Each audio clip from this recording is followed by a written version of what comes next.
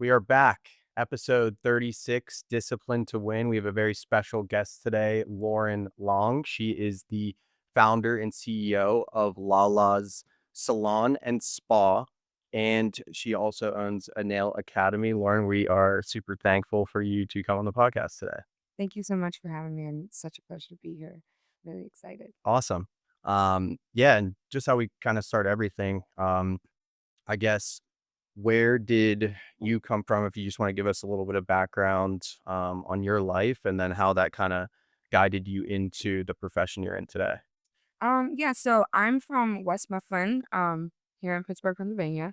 I went to West Mifflin High School, and I always like had an interest in like fashion and beauty and like everything like that. And I really wanted to be a fashion designer. That's where it all started. And I remember like I was around like 13. Um, we were going into high school, and my grandmother was just like, what do you want to do? And I'm like, I want to be a fashion designer. And she was like literally like this. She goes, "Oh, baby." She goes, "Oh, baby, I don't know about that, baby." And I was like, "Well, grandma, what do you mean? Like you have clothes on, that's fashion. You look amazing every Sunday at church. That is fashion. So what is it?" She was like, "Well, you seem like a backup plan, just something else just in case." Yeah. And I was like, "Okay." Well, at the time I was a freshman in high school, and they had a cosmetology program, like a Tech school. So, you can't start until you're in 10th grade, though. So I was telling her about that. I was like, I can go into hair and like stuff like that, and then I can like try to like work my way into the industry. And that's really what I did. I signed up whenever I was in 10th grade. Again, I started when I was 13. Well, at that point, I think I was like 15 when I signed up, but I started like experimenting and like playing around with everything when I was like 13. So that was a 3-year program. So when I graduated from high school, I also had my cosmetology license. And then I worked in salons like throughout like college in the summer, and just like to make ends meet, I would do like nails in my dorm room and stuff like that. I went to IUP. So whenever I was driving here, it was like kind of like it just brought back those memories because it's like the route I would take. Mhm. So I was like, oh my gosh, I haven't been there in so long. It's crazy to think I graduated 12 years ago. Okay. Oh, wow. Okay. Anyway, so I went to IUP. I studied fashion merchandising and marketing. And again, I was doing nails and stuff in my dorm room or like back at home over the summer just to make ends meet. And again, it was really just a backup plan. That's not where I thought like my life would go like at all. Mhm. And when I graduated early. I would take my classes in the summer and in this and in the winter just to be able to get out early. My plan was I was moving to New York City regardless. This was always my dream since I was a little girl to go to New York City, work in fashion and everything like that. So when I finally got that opportunity, I took full advantage. So that's why I wanted to graduate early so that way I can get out there earlier before everybody else who would typically be graduating in like May, June. I graduated in December. And also too, I went out there the summer before my senior semester. Just to get acclimated with the city. I had like a couple bartending gigs and, just trying to get familiar. So that way, once I came back, I was, familiar with the city and I had something set up. So, once I got to New York, I had an internship with a fashion company. Interesting though, I talk about this all the time, especially with my employees, because I think especially now in this like generation's day and age, a lot of people don't understand like the concept of like hard work. Oh, yeah. Yeah. We know that for So sure. at the time, I had an internship and I got paid $25 a day. And I lived in Jersey. However, my office was in Manhattan in Times Square. So I would take the Jersey Transit. I would walk to the station every day, get into Penn Station, and then walk to work because I couldn't afford even taking the train to Right. get from the train. Yeah.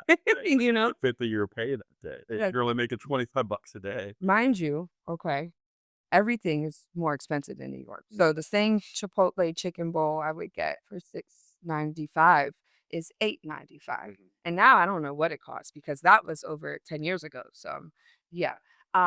But it didn't matter. To me, it didn't matter. What mattered was where I was and where I wanted to be. The in between is just a part of the journey, Right. right? Mhm. So, it was an interesting journey. I got the position after the internship for that job, but unfortunately, I got let go about almost like a year into that position, and I was devastated. I was a fashion PR coordinator. So what I did there was my job was this was before like influencers was even like a thing. Right. Okay. It's just like it's crazy like telling the story again.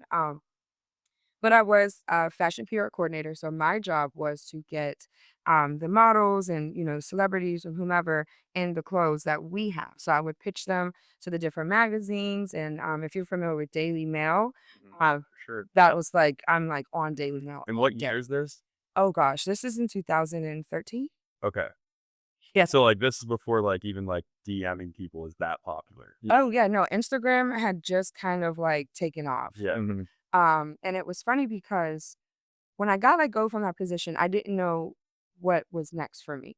I'm like, okay, well, I had my cosmetology license, but I was licensed in the state of PA, not New York. So I was trying to figure out like that option, but it wasn't where my heart was. I just really truly wanted to work in fashion. So I had a couple other gigs. I bartended as well. I also modeled. I had a couple agencies that I modeled for, and interestingly enough, all of these things still wasn't enough to like make ends meet. Like Yeah. life is expensive. Well, it is. Like, 21 years old with a dream. That's it. That's all you have is a dream.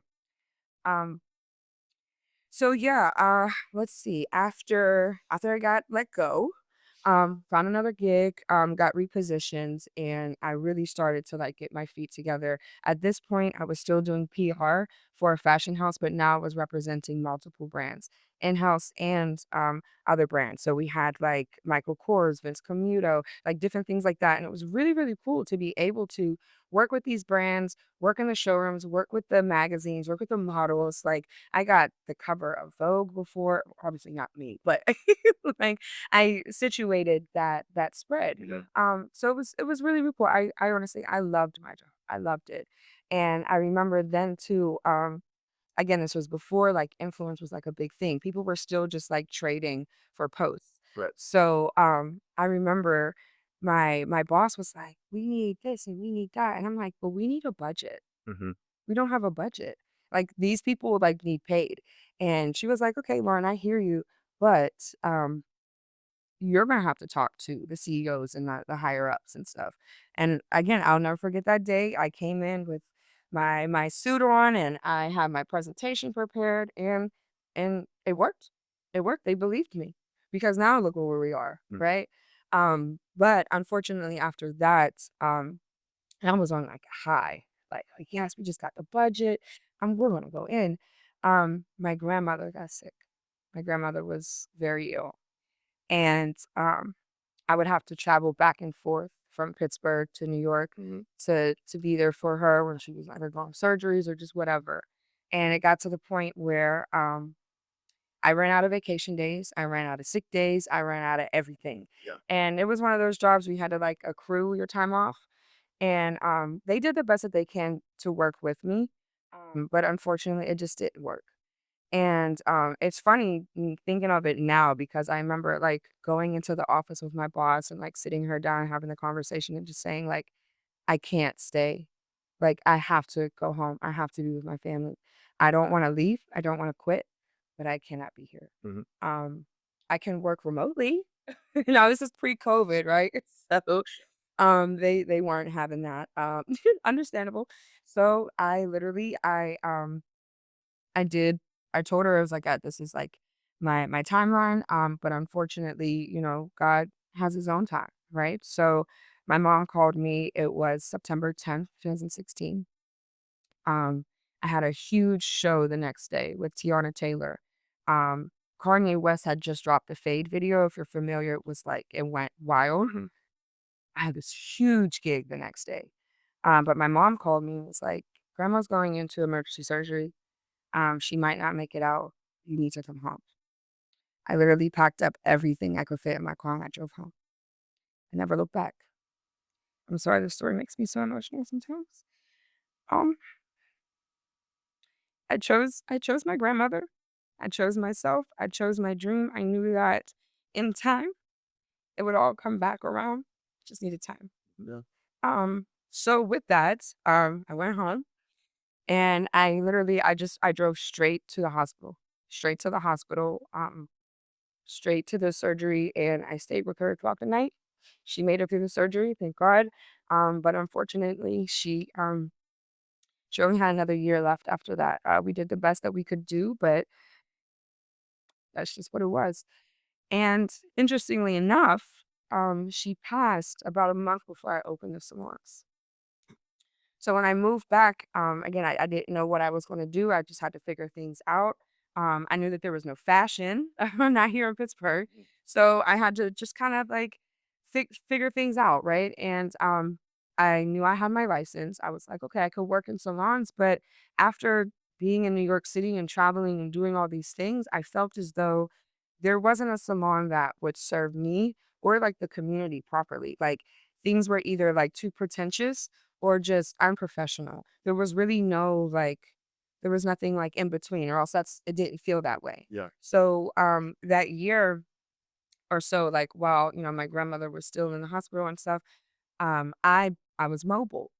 I was like, okay, I'm gonna open up my own nail salon, but I don't have it yet, right? So I got everything, put it in a trunk of my car. I just started doing some friends' nails, started posting it on Instagram because I now know like the power of influence, right? Mhm. And, a couple sets went to a couple other people and they posted and they shared. So I was mobile for about a year and a half while I put that salon together. And I bartended at night. I worked at Tequila Cowboys when it first opened. That was a time. And it was funny because I would always say to the girls, like there was this one day, this girl, she broke her nail at like, behind the bar, and I was like, "Well, girl, do you need me to fix it?" I was I have it in the trunk, I could pull up on you. But yeah, I would be mobile all day, just all around God's creation. I mean, I would drive from Murraysville to, Wexford, we would be in the South Hills, the North Hills, the South Side, the North Side, like, literally everywhere. And, it was interesting, being in, like, somebody else's home, Yeah. I just knew that I needed my own, right? But again, it takes time. To stop you for a second right there, I don't want to lose this point for everybody listening that you're never going to have the perfect situation. Like a lot of people will say that, someday I'd love to have my own nail salon or someday I'd Mhm, love to have my own gym or whatever, mhm. but they're just waiting for the perfect opportunity to come around and That just never happened. just never does. Yeah. Where you're like, you know what, I'm gonna make my own luck. I'm gonna give myself the opportunity that I'm looking for, and I'm just gonna go do what I can every day Mm, and get by any way you can at night until you have that moment and you are capable of doing that. And I think that it's just so important to highlight that because you went out and grabbed what you wanted. You didn't wait for someone else to give you that opportunity or for like the perfect time. mhm, And just like the hustle, what you said when you first got here, like, this generation is just missing the boat 110% on just, like, wanting to go out and make it happen. you know, And I feel old saying that now. it's crazy even for myself, Mm. but it's just different, like even in New York, I'm surprised I even got paid the $25. See? Like I was lucky. You were gaining, like, connections, experience, influence, which was all invaluable to you, so Oh my yeah. gosh, like, I was like, I would go to work every day, and it was just like, I would walk into this space, and it would just be like, "Hi." Yeah. Like, that's how it Yeah. would feel, because this was everything I always wanted, Like, I grew up just, like, looking at magazines, I would rip out the pages, I would sketch, I would draw, like, I still have all of those things at my mom's house, like, I really thought I was going to be this, like, big time fashion designer. Yeah. So again, like, even the way that things have come full circle, well, we'll get there, but the way that things have come full circle is just it's amazing. But yes, the hustle, the hunger, the drive, the determination. I've never lost that. I make up like I have these so many different stories, but like if we want to be honest, I've been an entrepreneur since I was like 5. I had like a lunchbox with erasers and I would make bookmarks and little keychains and I would go sell it for like 10 cents, 25 cents. Yeah. If I got $1, I was balling, Yeah. and I would go to the penny candy store. Yep. Yes, have a great time. Yeah. So it's always been this way. Like when people tell me no, I'm like, oh, okay, let's go around. Yeah, right. We'll just go around. We'll find a way to make one. It's never like no. Oh, okay, cool. Yeah, no.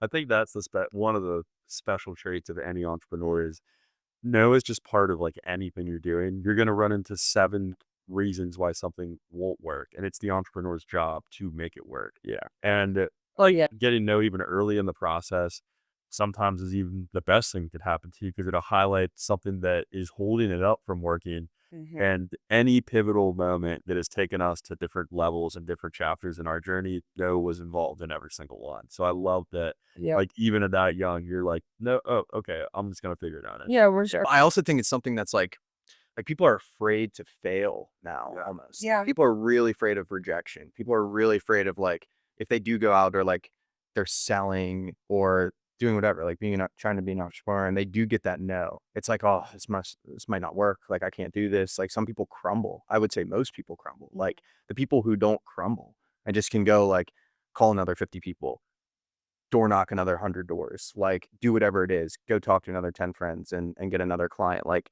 those are the people that eventually start to push forward and like start to actually create something because at the end of the day, like all of life is adversity. Like you talked about like your struggles with your grandma and whatnot, and what you were dealing with like led you to your path. Like if you easily could have been someone who crumbled after that and just been like, yeah, like everything like, woe is me, everything's going bad. Like Mhm. I just lost a critical family member and like I'm just gonna crumble. But like your ability to conquer that adversity is like put you where you are today. And I would say like for us, like s- so many instances of where we could have just crumbled. Like we could have just stopped doing it and stopped pushing forward. But I think that's like really like I like that you said that where like the no's don't bother you. Cause like if Mhm. you let the no's bother you, you like actually can't get anywhere.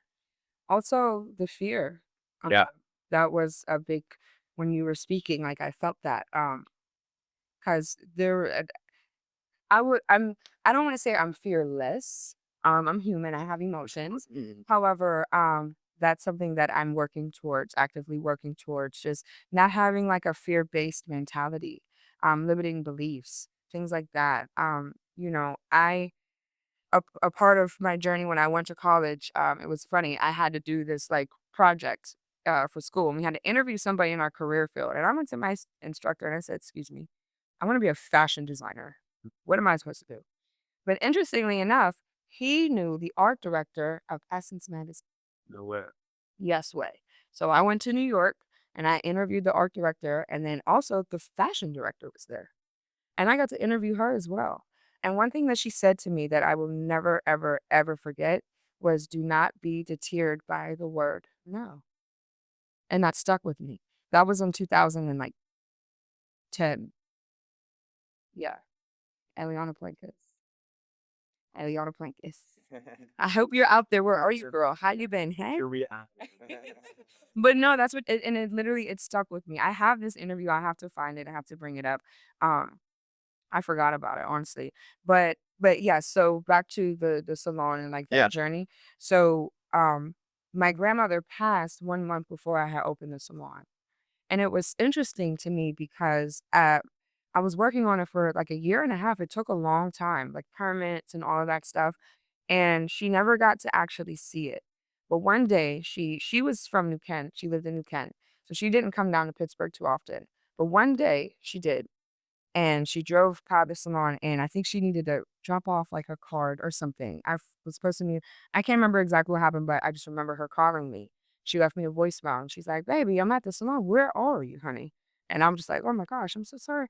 And then like maybe 2 days later is when she had her stroke. And then that's whenever, things happen. But for me, like in hindsight looking back, like that was her gracing the space. That was her, giving me her blessing um, before she left. Hmm. And this was all her idea, you know? Yeah. Um, so I'm just going to fast forward for a second. I do have a nonprofit organization. It is in my grandmother's honor. It's called the Q Alliance.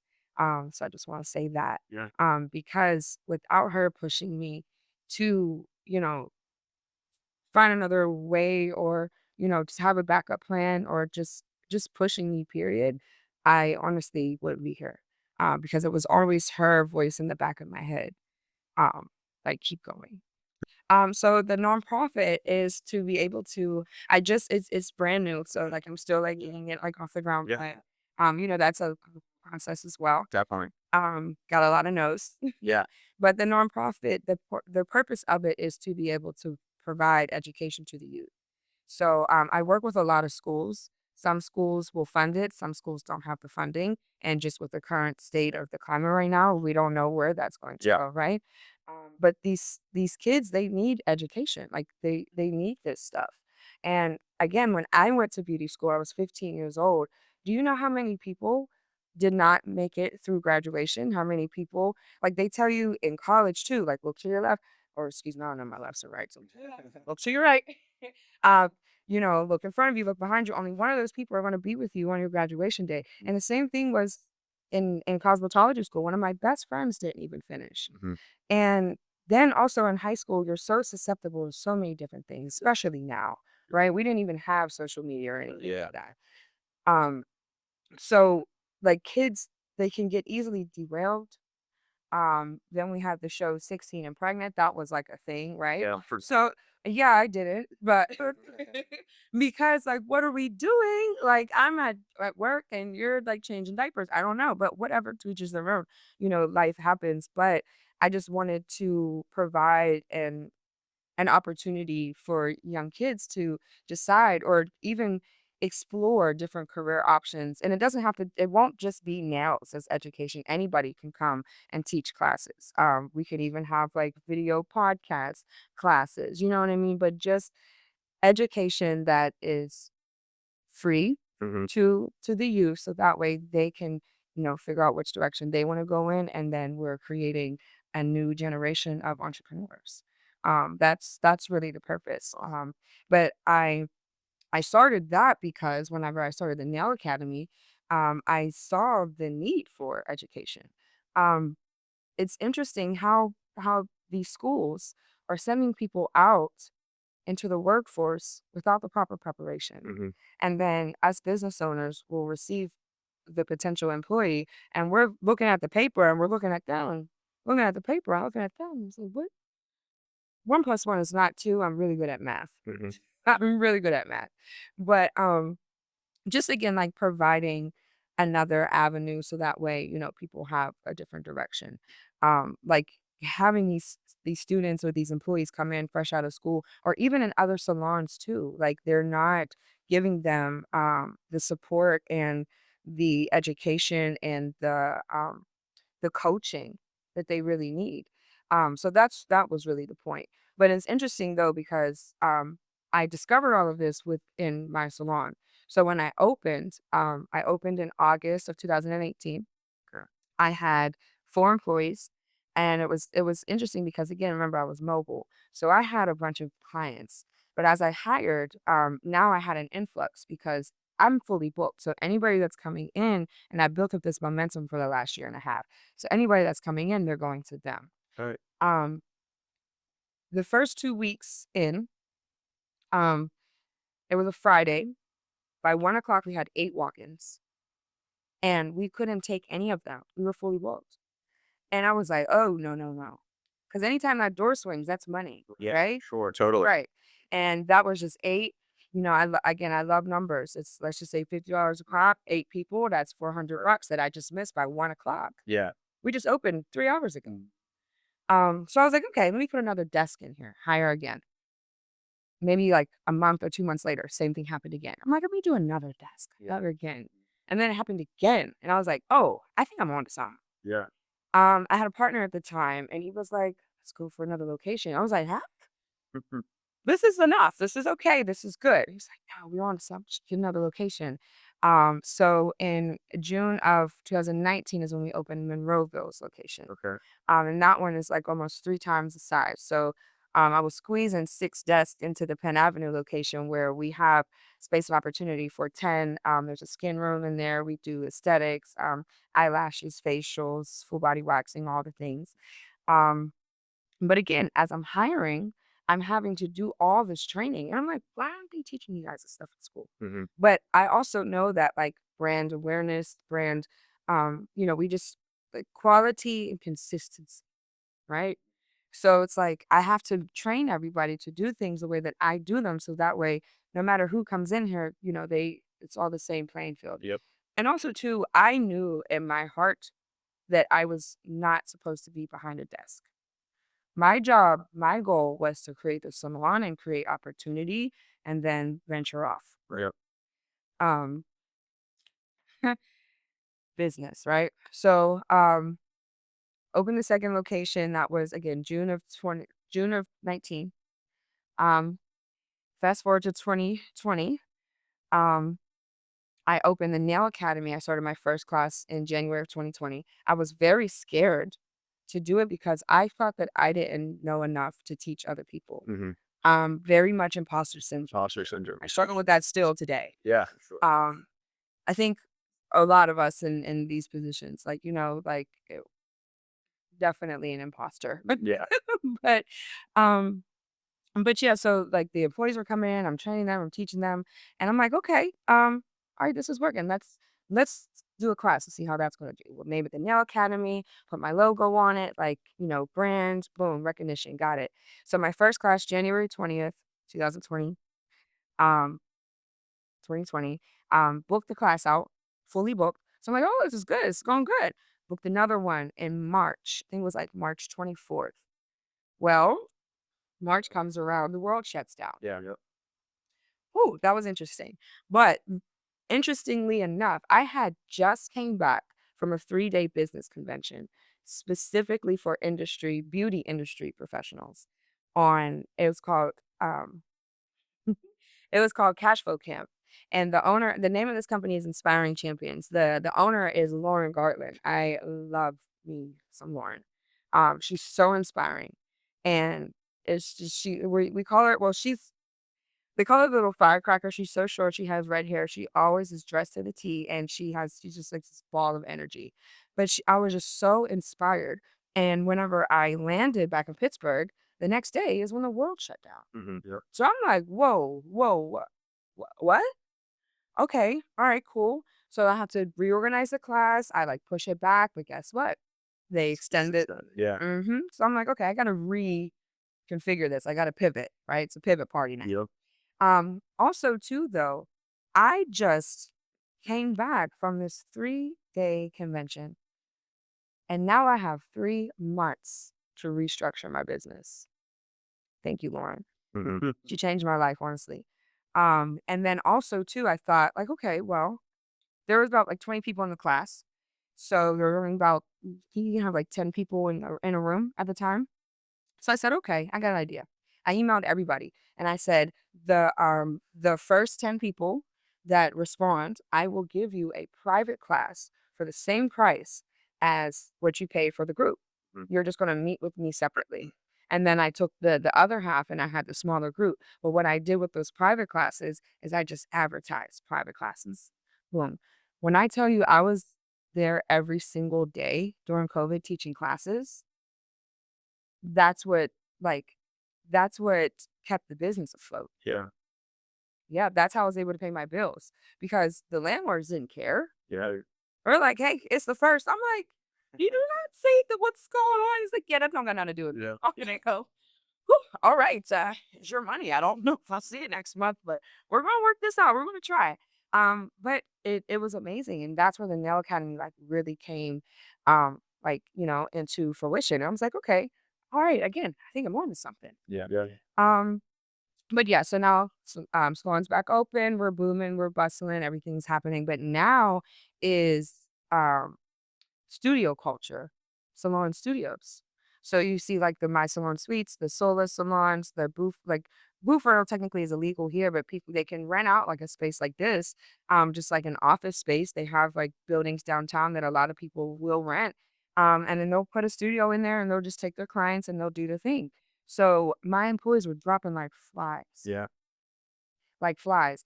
And then also too, I had went back to school after like the world opened back up. I went back to school to get my teacher's license. Sure. Again, I told you I had a partner. We had other businesses as well. So I was in school part time. I had two salons. There was at this point there was upwards of almost like 40 employees. Uh, Right. I'm one person. mhm. Okay. There's only 24 hours in a day. So I went back to school, two salons, I had two other businesses and all these other things happening. And I'm just killing myself, just trying to keep everything afloat. Like I'd go from one salon and get them situated. And then when I turn my head, the other one, they're running amok. And it's Yeah. like, when the cat's away, the mice shall play. And that's exactly what they did. It's funny because it's very, very like 42, like we're around like 50 employees, and it's like very similar to where like when you take your attention off one thing, like something else, like you can always be doing something. I think is like And there's don't now try to have never a more. vacation or anything. Well, yeah, that doesn't exist. Yeah, But because It's then, almost like a curse if you for sure want there to be a major problem, take a trip somewhere. oh, It's gonna yeah. happen is Yeah. for me, it always happens like day one when I get Mhm, Yeah. mhm. like without fail. But then also too, like it was a lot of like backlash too, like from the employees, like, well, you're not here and you're this and you're that and you're not here every day. Well, guess what, sweetheart? I cannot be there and everywhere else at the same time. Hmm. And as I mentioned, my goal was never to just be a nail tech. Yeah. Like, I wanted to have like businesses and, opportunity and the career paths for other people. Like, um, that was just never my thing. So we're like with them like going and getting like their own studio. Some got like salons and like opened with like employees and stuff. And not all of it was like a bad thing. Yeah. Like I still have good relationships with some of my previous employees and they can call me for anything. They know I'm always here. If you need something, what's up? There was somebody that just called me the other day, like, hey, I got this resume that came through, said that they used to work there. What do you think? I said, no. Y'all said no. Politically, I'm not allowed to say anything else, but no. Okay. Seeing them though set all that up, like I'm sure a lot of them were inspired by you though too. So it's almost like a compliment to where you're preaching entrepreneurship. You're Mm-hmm. preaching going out and taking what you want. Mm-hmm. Like you train them. You know what I mean? To where like you can't really necessarily be that mad because like they're trying to be you. And You you know know what I mean? what? So I like had it's to almost shift a my mindset. compliment almost. Yeah. Yeah, I really had to shift my mindset because at first I was kind of taking it like, oh my gosh, you're taking. And when I say taking, like, let's just be completely clear. Like, I'm talking about like my whole price list, my policies, procedures, copy Like paste. not saying your business. Yeah. Like, let's be honest. However, whenever I first started teaching, somebody asked me, like, well, why would you teach people how to do like the nails the way that you do them? Aren't you afraid they're going to take all your clients? You know what I said? I said, baby, I could give you the recipe. The sauce will never, ever taste the same. Hmm. So indulge, Right. have fun. And the thing about it is, I'm still waiting. Yeah. Yeah. Yeah, it doesn't interfere. If anything, sharing my experience, sharing my knowledge, sharing all of this is how I've been able to grow and be so abundant and build and expand and scale. Because I'm sharing, like there's this terminology like gatekeeping. And I always say, like, my gate is open. You can come on in. Like, I want to help. So I didn't have that.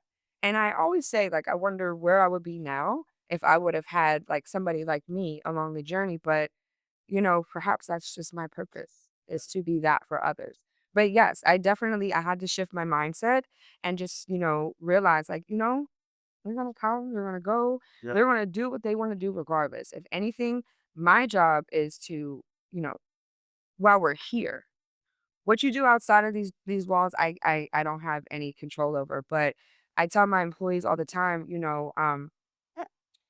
I'm not oblivious to the fact that you have goals and aspirations and they may not align with mine. However, while you're here, my job is to assist you with your goals and aspirations Hmm. until you are ready to venture off on your own. But while you're here, this is what we're going to do. Yeah. And again, some of them have very successful businesses and has done beautiful things and some it didn't work out and that's just, things happen. Yeah. But it was interesting. I went to a convention recently and there was there was a studio like suite owner there. And she was like, "Oh my gosh, Lauren, it's so nice to meet you. I've heard so much about you. You know, I have a fourth of my inventory came from your salon." It's like, really interesting. I know. I know. I know. But long story short, with all of that, it was too hard to keep up. And again, I'm one person. I was literally killing myself, like depression, all the things. Like it was bad. So in March of 2023, I just decided, you know what? I'm gonna merge. I'm gonna merge. So we just celebrated our merge anniversary. Okay.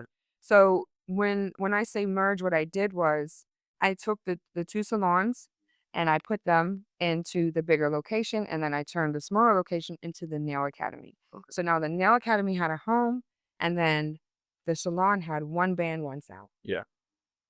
And, I've been doing that for the last 2 years, and it was the best decision I could have ever made. But to be honest, I was fearful to do it in the beginning. I thought about it for a whole year. I had premeditated this merge, but I was so scared about, like, what people would say or what they would think, or are the clients gonna go to Monroeville? Or the staff, are they gonna go to I was Monroeville? gonna say, were you worried about if people drive it Yeah. early for them or Mhm, whatever? Yeah. mhm, I think your and obviously this is your industry, your specialty, but just speaking for me of like my barber has had like 4 locations mhm. and it wouldn't matter if he was 2 hours away, I'm good. You know what I Right, mean? So right. yeah, I feel like obviously it's the same with, women's nails and anything else like Oh, absolutely. they're gonna go wherever you go, which you probably knew that, and that's probably what made you pull the Yeah. trigger. Yeah, at the end of the day, again, it was fear that really held me back, but, um I remember the day there was, like, 2 girls at the one location, and they kinda were in, like, cahoots, and, like, the one day, the one, like, walked out. This was right after, like, they changed all the taxes, and now she owed, and it was my fault. Yeah. Interesting, okay. You should call Uncle Sam. I don't know what you want me to do about that. Yeah. However, I owe money, booming. Literally walked out, never seen her again. And then, maybe like a week later, I got a 2-week notice text message that this girl was leaving. And this girl in particular, I had paid for her to go to beauty school. So she was like working to pay it off. And she had like just like finished her balance and was like, "Yep, I'm out." I'm like, okay. Yeah. Those two went and got a spot together. And guess what? It didn't go well.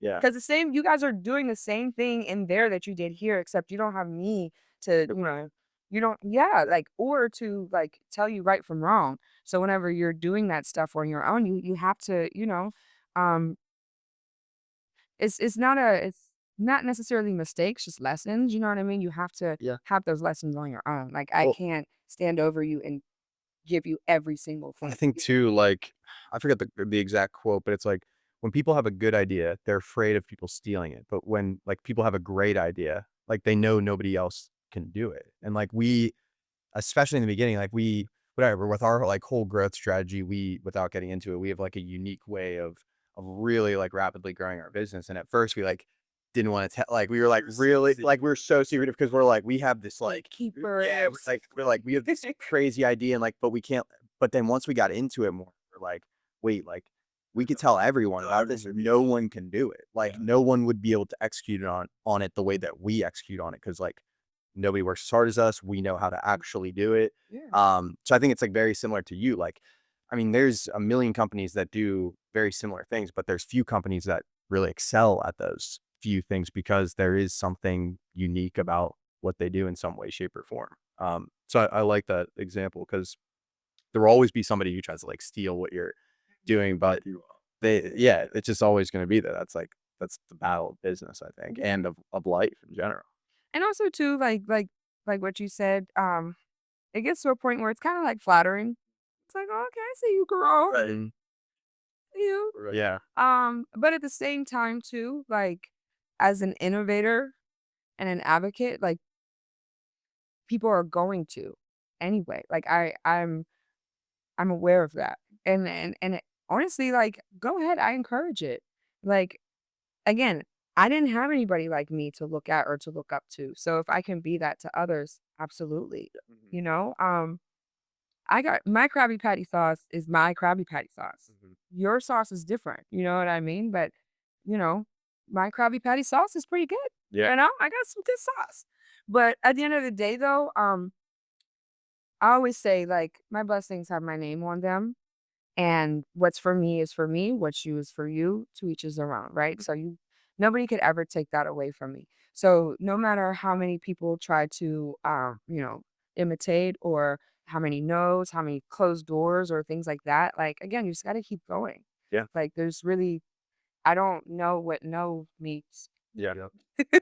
That's like it seems so stupid and simple, but 99% of people can't deal with that. Yeah, And I think rejection. that's just what separates people that get to wherever they want to go is because so many people get told no along the way they can't do it and then they just listen to that. You know what I So, think, to be honest? I think it's a lot to do with self. I think a lot of people don't spend enough time with themselves. mhm. This one time I was on this like group trip and we were all at a table. It was probably like 12 people there. And I mentioned something about like talking to myself. And the girl was like, "Oh my gosh, you talk to yourself? That's weird." And everyone's like, "That's weird. That's weird." I was like, "Interesting. So you mean to tell me that none of you talk to yourself?" And they're like, "Yeah, that's weird. You gotta be crazy." I said, "Hmm. So therefore you don't trust yourself." Mhm. They're like, "Wait, what?" I'm like, "Understand that who you're talking to is your higher self. You haven't even discovered that person yet. So I'm actually afraid of you. You're the crazy one Yeah. because you aren't comfortable with yourself." Yeah. And then, like there was one girl that was like really adamant about me being a weirdo, and I was just like, "Sweetheart, let me tell you something. You can lie to anybody, but you cannot lie to yourself. Yeah. Mhm. I have an exercise for you. I want you to go have a conversation with yourself in the mirror." And she's like, "I'm like, no, try it. Can you even look at yourself in the eyes? Mhm. Probably not." The next day, she came to me in tears. She said, "Lauren, you're right. I'm not comfortable with myself. And I am so sorry." I said, "Don't be sorry. It's growth. It's your journey, not mine. I've already discovered my higher self. Mm. I'm just working to get to her, Yeah. you know?" But the limiting beliefs and the fear-based mentality and, being derailed and deterred by the word no is because you don't trust yourself. So, yeah. So you just brought up a good point. So, the future self that you're trying to be, who is that for you? Like, what is next, essentially, that you're trying to get to? Well, that's a great question, actually. You know what? I don't know. I don't know. I'll put it like this. I have a vision in my head that I see. It's very clear. It's very vivid. Um, I'm getting closer to that every day. Mhm. I can say that. Um, but this girl, she's a beast. Mhm. She's a beast. Wait till you guys meet her. She's awesome. Mhm. Because what I see, it's amazing. And also too, with that being said, I had a meeting the other day with like potential investors, and it was interesting because I was trying to like get investments into the things that I'm trying to do. Actually, I want to put together like a school, an accrediting school. So I'm looking for buildings, different things like that, like funding, whatever. And the one guy, he was like, "I'll be honest, I'm just really not interested in a brick and mortar in Pittsburgh." And I was like, interesting. He's like, "Yeah, school, like, no." And then I'm like, "All right, well, let me tell you this. What if I told you that majority of these students that go to these beauty schools come to my class anyway because they didn't get the education?" Mhm. And then I said, "I understand why you are kind of like, I'm not sure because you don't see it. I don't have it here to show you. And that's because it's here. Mhm. So if you believe in me, then you should believe in this. But I can't show it to you because it doesn't exist. So what does that make me crazy? Or maybe because it doesn't exist yet, Yeah. right?" We fight that every day of like, you're clearly a visionary. I think you have to be a visionary to really go far in business, and when you're the person that obviously like, I can tell you 110% believe in yourself and you believe what you're capable of, and when you're that person, to you, it is so clear and vivid, and it's like, in your soul it's gonna happen, Mhm. but when people aren't visionaries, they can't, like, see how things are gonna play out, so all they do is doubt and just don't believe in you, and, Mhm. like, all we do is because like, we're going with, lots of people. We, like, got stunted really early on of just how far we could go with just, a handful of people. So it takes to where we want to go. It's going to take a lot of people. So every day I'm pitching lots and lots of people every day. And to get through that initial barrier or wall of just the skeptics and just not seeing it and not being able to believe it, Mhm, like it's so frustrating being the visionary because you just know it's going to happen. mhm. And like that's the biggest barrier that I deal with every single day as well. It's just like it's almost like insulting because to you, Oh, it's yeah. like it is the biggest guarantee that there Mhm, possibly is. And mhm, like if someone can't see it, it's easily that you could take it as they just don't like trust you or they don't like believe in you as a person mhm. because when you have that self belief, it is literally a lock. It's a guarantee it's going to happen. So I can say that, I struggle with that all the time. It's like one of the most frustrating things that I run into in business. And I think that that always leads me into what I like to close with, especially for all of our viewers, that people who are watching this who want to be like you, or they're interested in that, or they have the vision. It might be like we talked about before we got on camera, like the 13-year-old girl that you met who has the talent, and that girl probably has the vision. What is the number one thing that you would tell that person who wants to become Lauren Long, wants to have a nail studio, wants to do hair, makeup, whatever that is? What is that number one thing that you would tell them? I would say, don't be deterred by the word no. Yeah. Do not be deterred by that word no. It is scary, but what's scarier is being stuck in the same position and complacent and not achieving your dreams Yeah. and living a life that's unfulfilling, you know?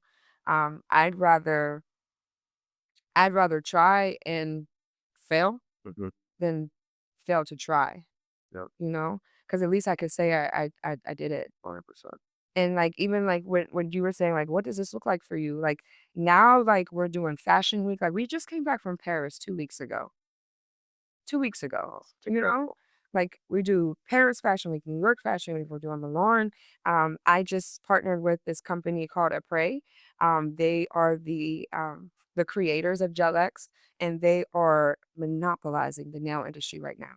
They brought me on to be an educator for their brand. So now I get to travel and work with them. I also, I get to do different things with celebrities and sets and premieres. I've done a couple movies here in Pittsburgh. I've had celebrity clientele. I had some that were Steelers. I was really trying to get Russell and Sierra, but Mm. we're still working on that one. Yeah. Sierra hit me. With the DM nails. But yeah, so it's just never stop dreaming. Don't be deterred by the word no. Don't let anybody get in your way, not even yourself. And just go for it. Just Yep. go for it. Well, Honestly. I love that, and I think that aligns with what we talk about on this show every single week. Is never giving up, always staying disciplined, always staying consistent. But um, it was a pleasure meeting you and speaking with you Thank today, you. Lauren. So much. Everyone, Lauren Long, follow her on all social media platforms. It'll be linked below. Her business is taking off. If you're looking to get into the nail space, I mean, her academy is one of the best in the city, and I'm sure she's going to continue to grow and serve people just outside of Pittsburgh as well. So, thank you Thank again, you. Lauren, Thank and you. everyone out there. Thank you for watching and stay disciplined. Thank you. Thank you guys so much.